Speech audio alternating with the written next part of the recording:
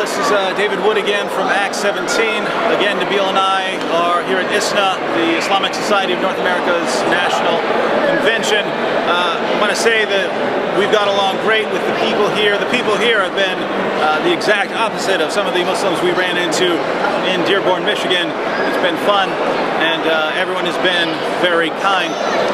One of the things that have been bothering Nabil and I as we've gone to some of the presentations is that we hear what they're telling us, and yet we know what the Muslim sources say, and so we notice a conflict.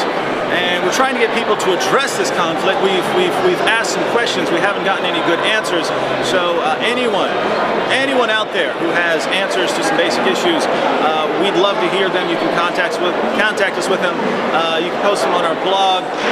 You could invite us to come to a dialogue with you. We'd love to have a dialogue on these issues. Just to give an example, there's a sign here. What Islam teaches, and this is a perfect example of some of the things we're talking about. For instance, the religion of peace teaches tolerance. Now, what exactly do they mean by tolerance? For instance, in Sahih Muslim, Muhammad says, "I will expel the Jews and Christians from the Arabian Peninsula and will not leave any but Muslims." Does this sound like a man who envisions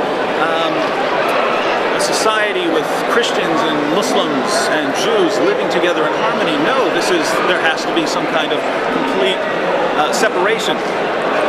We have forgiveness. Well, we look to the sources and we see something very different. For instance, in Sahih Muslim, a woman comes to Muhammad and says, "I've committed adultery. How do I get forgiveness?" Muhammad says, "Well, wait, see if you're pregnant." She comes back and says that she is pregnant. He says, "Wait until the baby's delivered." She waits until the baby's delivered and comes back. He says, "Wait until you've weaned the baby."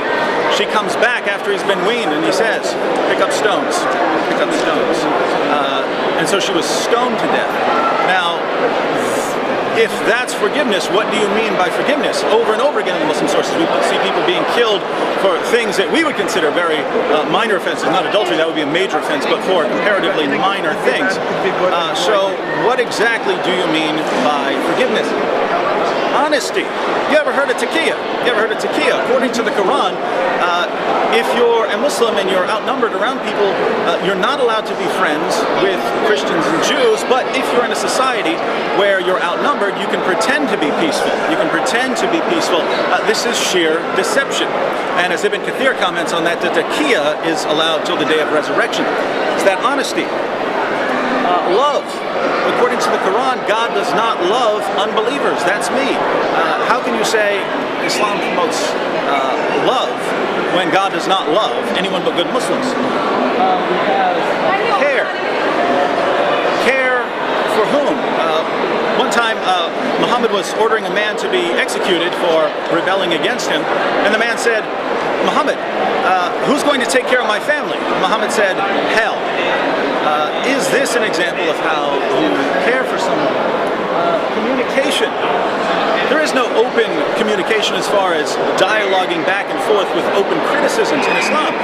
According to Muhammad, you would have to be killed if you openly criticize Muhammad. So you can have sort of lower level dialogues, but this isn't the sort of communication that we would expect to be consistent with the West. And finally, giving respect to others. What does Muhammad say? Do not give the Jews and the Christians the greeting first. Force them to the narrowest part of the road. I can't. I don't have. Is that giving respect to them? No. What do we read in Surah 9:29? That we are to, Christians and Jews are to feel ourselves subdued by paying the jizya. According to Muslim commentators, this means that we have to crawl to them on all fours while they slap us on the back of their necks. So notice the massive difference. Yes, I can see why a Muslim might say every one of these things. You could say that Islam promotes love, but when you just put it up there as a sign, it's misleading. It acts as if it's promoting love towards everyone, when it doesn't. It promotes love towards some, not towards everyone. It promotes forgiveness towards some, but not towards everyone. It promotes all of these things to some extent, but not the way the sign makes it sound. So this sign makes it sound as if Islam is completely consistent with Western democracy and Western values and all these things that we hold so dearly. When we turn to the Muslim sources, we get a different picture, and it would just be good to see a bit of clarification on what Islam teaches about all these things. We'll be glad to help out with that, and we hope Muslims will do the same. Thanks.